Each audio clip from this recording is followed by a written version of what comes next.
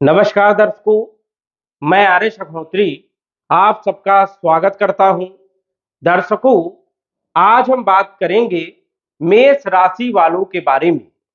मेष राशि वाले बड़ी आशा में थे कि नया वर्ष प्रारंभ होगा, कुछ जीवन में बदलाव देखने को मिलेंगे, ग्रहों का हमें सपोर्ट मिलेगा, हमारे काम बनने लग जाएंगे, परेशानियां दूर होंगी। लेकिन नया वर्ष प्रारंभ होने को लगभग 6 महीने बीत गए और अभी तक मेष राशि वालों के जीवन में विशेष रूप से कोई बदलाव देखने को नहीं मिला। क्या कारण है?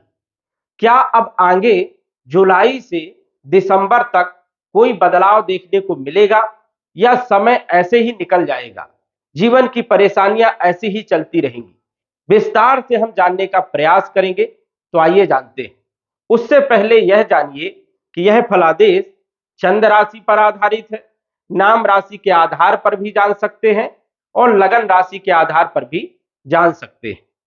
2023 को प्रारंभ हुए लगभग 6 महीने बीत गए। 6 महीनों तक अभी भी परेशानियां चल ही रही हैं मेष राशि वालों के जीवन में। क्या अब आगे जो है कुछ ना कुछ लाभ मिलेगा?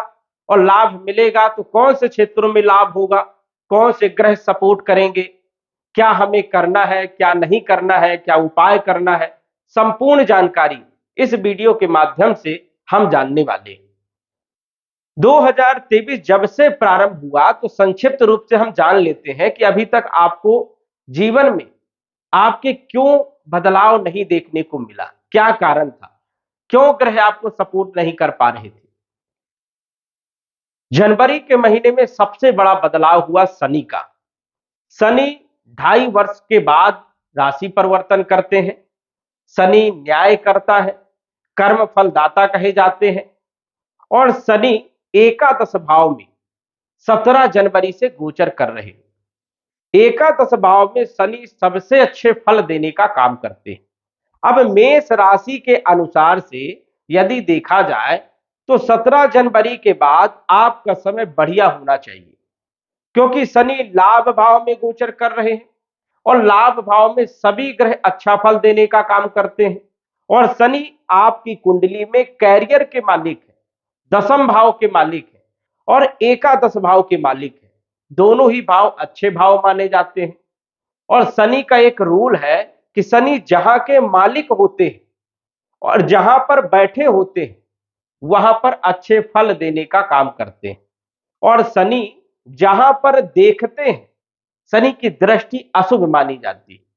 तो शनि आपके कैरियर के मालिक थे, लाभ भाव के मालिक थे, आय भाव के मालिक थे। तो स्वाभाविक है कि आपके कैरियर में विशेष बदलाव देखने को मिलना चाहिए, आपकी आय बढ़नी चाहिए। लेकिन ऐसा नहीं हुआ। क्यों नहीं हुआ? क्योंकि शनि 17 जनवरी 2023 को एकादश भाव में तो आ गए थे, लेकिन शनि को मजबूत होने के लिए कुछ समय चाहिए। कोई भी ग्रह हो जब राशि परिवर्तन करता है तो सेटलमेंट के लिए थोड़ा टाइम लगता है और शनि वैसे ही मंद ग्रह है, बहुत धीरे फल देता है। तो शनि जो है जैसे ही मजबूत स्थिति में आने ही वाले थे कि 3 फरवरी से 15 मार्च तक ये अस्त हो गए। सूर्य के समीप आने के कारण शनि अस्त हो गए। सूर्य तेजोमय ग्रह है और जब सूर्य के पास कोई भी ग्रह राहु केतु को छोड़ करके समीप में जाते हैं तो वो अस्त हो जाते हैं, वो मुरझा जाते हैं, क्योंकि सूर्य के अंदर इतना तेज है, इतनी अग्नि है कि वहां पर कोई भी ग्रह अपनी शक्ति का प्रदर्शन नहीं कर पाता। तो शनि जो है 15 मार्च तक ये अस्त थे, अपनी शक्ति का प्रदर्शन नहीं कर पाए, किसी भी प्रकार के फल नहीं दे पाए। और जब ग्रह अस्त होता है तो उसके बुरे फल तो देखने को मिलते हैं, लेकिन अच्छे फल देखने को नहीं मिलते। इसी कारण से 15 मार्च तक कैरियर में कोई विशेष बदलाव नहीं हुए और नुकसान हुए। कई लोगों की तो जनवरी फरवरी मार्च में ही नौकरी चली गई, कई लोगों का व्यापार में बड़ा नुकसान हुआ, स्वास्थ्य को लेकर के बड़ी समस्याएं हो गई, धन हानि हो गई, विवाद हो गया, मानसिक टेंशन होने लग गया, बहुत सारी परेशानियां शनि देने लगी। अब शनि जो है तीसरी दृष्टि से आपके राशि को भी देख रहे थे। अब मेष राशि में शनि नीच के होते हैं और तीसरी दृष्टि शनि की वैसे भी बुरी मानी जाती है। इसी कारण से आपकी राशि में शनि की तीसरी दृष्टि होने के कारण सबसे ज्यादा मानसिक टेंशन आपको रहा। स्वास्थ्य में भी परेशानियां रही, आलस्यपन ज्यादा रहा, काम करने का मन नहीं हो रहा था, जोश तो आ रहा था लेकिन जैसे ही काम नजदीक आ रहा था वैसे जो है आप काम के प्रति जो दिखाना चाहिए वो आप दिखा नहीं पा रहे थे, आप कर नहीं पा रहे थे। तो ये परेशानियां जो है आ रही थी, काम आपके बन नहीं पा रहे थे, जो 2 दिन का काम था महीनों लग जा रहे थे। तो कहीं ना कहीं शनि का प्रभाव आपकी राशि में होने के कारण हर कार्यों में परेशानियां आ रही थी। शनि की जो दूसरी दृष्टि है वो सप्तम दृष्टि है। सप्तम दृष्टि से पंचम भाव को देख रहे थे। पंचम भाव जो है ये शिक्षा का होता है, संतान का होता है, प्रेम विवाह का होता है, फाइनेंशियल स्थितियों का होता है, पेट का होता है, जुआ, लॉटरी, सट्टा, trading market, stock market, share market, यहां से हम पंचम भाव से ही देखते हैं। अब शनि की दृष्टि पंचम भाव में होने से शिक्षा में भी व्यवधान पैदा किया, पढ़ाई लिखाई में मन नहीं हो रहा था जो स्टूडेंट थे, संतान को लेकर के भी चिंता बनी हुई थी और प्रेम विवाह में भी समस्याएं चल रही थी। कई लोगों का प्रेम विवाह देखा गया कि वो सक्सेस नहीं रहा, टूट गया, मनमुटाव चलता रहा और फाइनेंशियल स्थिति में भी बड़ा नुकसान हुआ, आर्थिक बड़ा नुकसान हुआ, व्यापार ही नहीं चला, कई लोगों की नौकरी भी चली गई। तो ये समस्याएं जो है शनि दे रहे थे। तो सप्तम दृष्टि पंचम भाव में थी और शनि की एक और दृष्टि होती है दसम दृष्टि। तो सप्तम, अष्टम, नवम, दसम, दसम दृष्टि से अष्टम भाव को शनि देख रहे थे। अब अष्टम भाव जो होता है ये गुप्त धन का होता है। आपने किसी को धन दे दिया, अब वो धन आपको मिल ही नहीं रहा है, वो आपको बोल रहा था मैं जनवरी में दे दूंगा, फरवरी में दे दूंगा, मार्च में दे दूंगा, दिनों दिन वो तारीख बदलते जा रही थी और वो आपका रिकवर नहीं हो पाया। तो कहीं ना कहीं जो है शनि जो है यहां पर भी व्यवधान पैदा कर रहा था।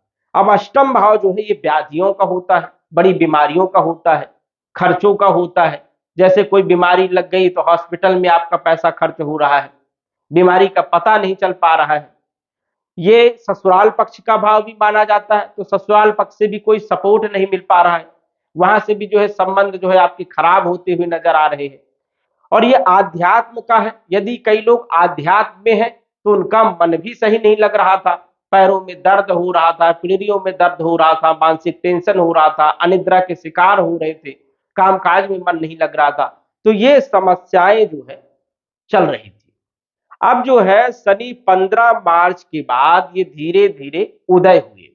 अब जैसे ही ये उदय होने लगे, अब वो अच्छे फल देने के लिए तैयार हुए, तभी जो है 31 मार्च से 27 अप्रैल तक गुरु अस्त हो गए। अब गुरु जो है कुंडली में सबसे महत्वपूर्ण ग्रह माना जाता है। 4 ग्रह ऐसे हैं जिनका प्रभाव हमारे जीवन में सबसे ज्यादा होता है, गुरु, राहु, केतु और शनि।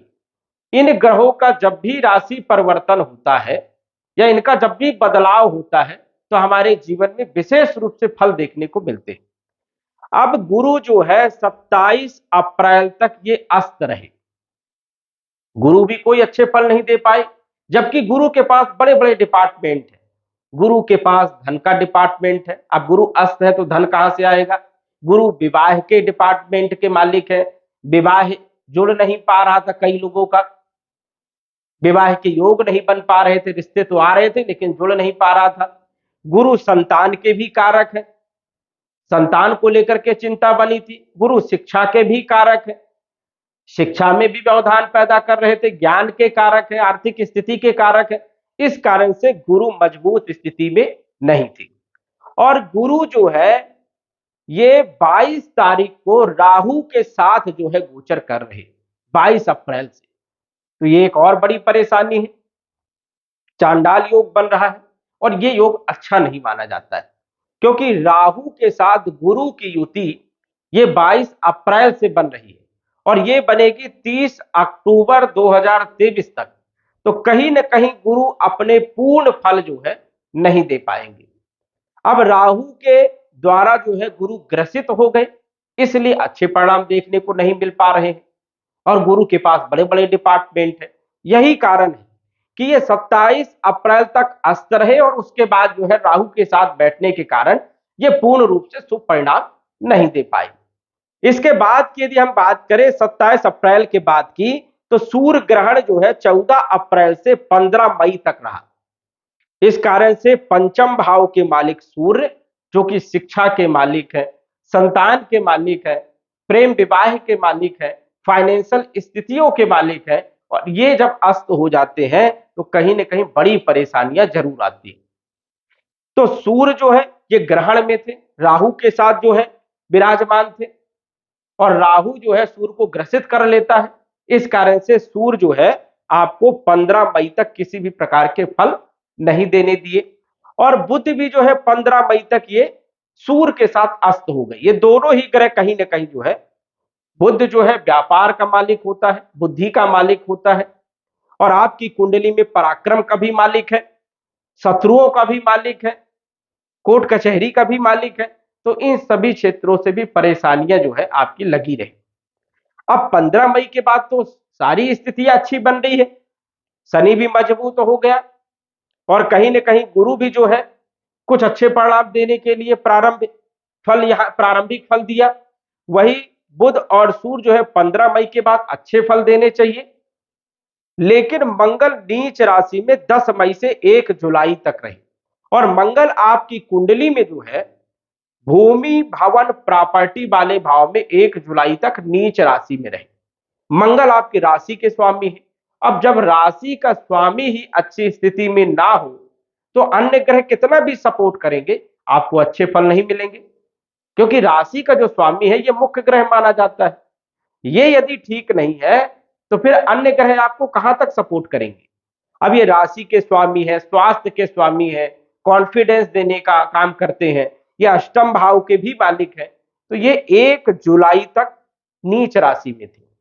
इस कारण से कुल मिलाकर के देखा जा रहा है कि कोई ना कोई ग्रह जो है जुलाई तक परेशानियां दे ही रहे थे।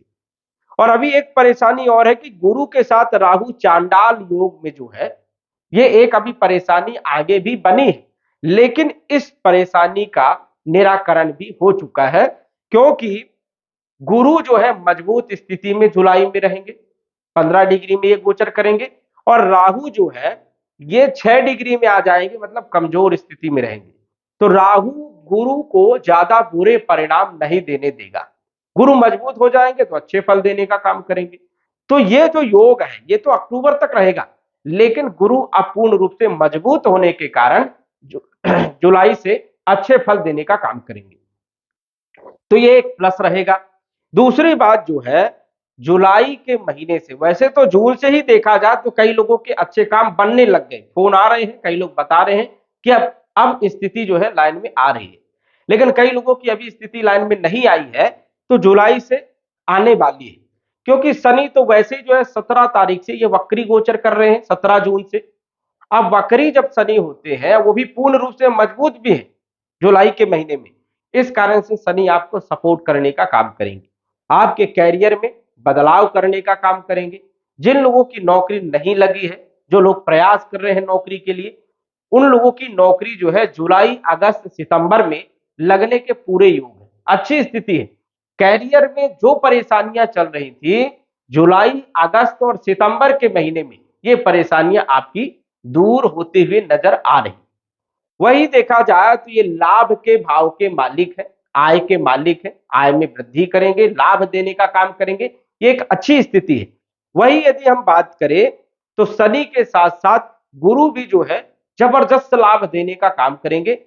गुरु आपकी राशि में गोचर कर रहे हैं, मेष राशि में गोचर कर रहे हैं, और जुलाई से ये भी पूर्ण रूप से मजबूत हो जाएंगे। मजबूत हो जाएंगे तो स्वास्थ्य बढ़िया रहेगा, कॉन्फिडेंस आपका बहुत अच्छा रहेगा। पंचम भाव में गुरु की दृष्टि होने से आपकी शिक्षा में सुधार आएगा, प्रेम विवाह में सफलता मिलेगी, वैवाहिक जीवन आपका बहुत अच्छा रहेगा, फाइनेंशियल स्थितियों में भी लाभ होगा, संतान का योग बनेगा। तो ये सभी क्षेत्रों में गुरु भी आपको लाभ देने का काम करेंगे। भाग्य भाव को देखेंगे, भाग्य में वृद्धि करेंगे, भाग्य का आपको सपोर्ट मिलने वाला है। तो जुलाई से लेकर के दिसंबर तक ये अच्छी स्थिति में है।